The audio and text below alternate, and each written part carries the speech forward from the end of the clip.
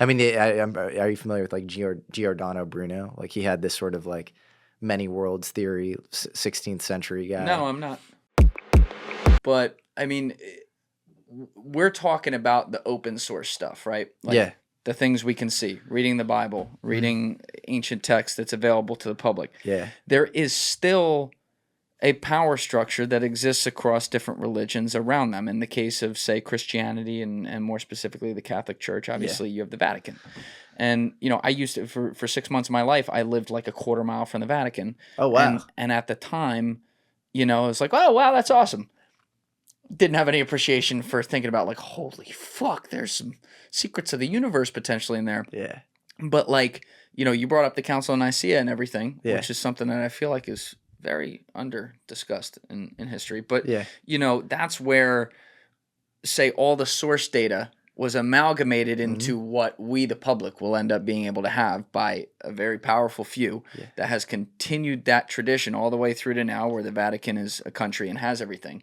And I believe, if I'm remembering this correctly, in Diana's work, she went to the Vatican Archives. She went to the Vatican Archives, and I believe they make you sign an NDA. And so I think she can't say that much, but she consistently in public hints that it seems like they understand kind of more about ontological truth and the UFO thing more than meets the eye. And you even had, I mean, she talks about this publicly. She had this NASA mission controller, who now I can say his name because he's been doxxed by other people, Tim Taylor, go to the Vatican and have this like personal conversion experience. And I think it was a really trippy experience for him, where he was like reading through like stuff they had on like Copernicus and Galileo, and somehow that reinforced his religiosity. Like he became a hardcore Catholic after that. And so like I think you have to ask yourself the question, like, why does a like kind of nuts and bolts like NASA mission controller, if he's going in there and like looking into just their like science records, why does that turn him into a hardcore Catholic? And she documents the actual experience, where he has what she would call hierophany, like an actual conversion experience, and he like breaks it down into tears. And it could have just been this spontaneous thing, but she hints, even in her interview with me, that like somehow what he was learning scientifically that they had reinforced his religious worldview that was a little more kind of like he was going through the motions before that experience, and then it became alive for him. And I think that's actually a common experience for a lot of people, is they have these sort of like pivotal moments in their life where they just convert. And, like we brought up St. Thomas Aquinas. I think he was working on like Summa Theologica, this like rational discourse on Christianity, this justification for Christianity. And in Catholic Mass, I think he had, I don't know if it was a UFO experience, but some sort of paranormal, like felt like he was touched by God and just stopped speaking. And like stop, he was like, I know the truth or something, and like this is all, I can't even evangelize it, but it became this like much deeper sort of like true knowing. No, that's actually the root of gnosis, is the Greek, or Gnostic rather, the Greek gnosis, which is to know, but it's to know. It's the difference between me saying, the concept of like a Snickers bar versus like you eating a Snickers bar. Yes. Like and so like knowing God intellectually is very different than maybe experiencing God. And so like I don't know, I'm probably pre having that experience, but I think that seems to happen kind of consistently, and at least Pasulka relates it to the UFO thing. Well, the dirty little secret underlying a guy like, what was that guy's name? Tim Taylor? Yeah. Is that right? Yeah. Underlying a NASA scientist going and having this conversion to Catholicism based on allegedly what he sees, I guess, in the Vatican Archives, is that, we've always had this division across human history of science and religion. One can't exist without the other, but they're oil and water. They do not coexist. Like, they can't exist without each other, but they do not coexist well on top of each other, when in reality, the science is the quest to, and I'm really being broad right now, so don't kill me in the comments, but like science is like the quest to figure out what we can about our reality and about the universe and about the things around us. Pretty much anything you point out, like, oh, scientifically, why is this table that way, right?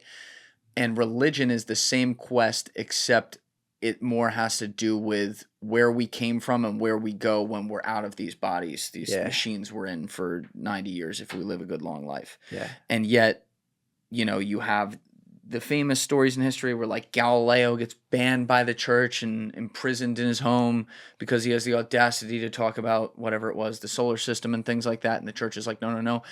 But does that come from the fact that the church knows a lot of this stuff and there's just a power structure that wants to stop the masses from knowing it? So they hide behind the, no, this is religion, you have to have faith. When in reality, they're operating on a level where they're scientifically aware more than anyone else. Right, right. Or maybe working on behalf of something else. I don't know. Sure. But yeah, totally. I don't know. You know, it's the Vatican was definitely like it's almost like the first intel agency or something. I think that's like fair. I think that's very fair to say. Very like, you know, hardcore. They just they had all the, you know, the knowledge, the power, and yeah. I mean, are you familiar with like Giordano Bruno? Like he had this sort of like many worlds theory, 16th century guy. No, I'm not. Just another example of you know, Galileo, where he had it was almost like the multiverse theory or something, but like a proto example of that back then. And I believe he might have been actually like Queen Elizabeth, and I think was it King Frederick maybe of Bohemia. I think Giordano Bruno might have interfaced with them, because I know like John Dee and Edward Kelly and stuff, like a lot of these.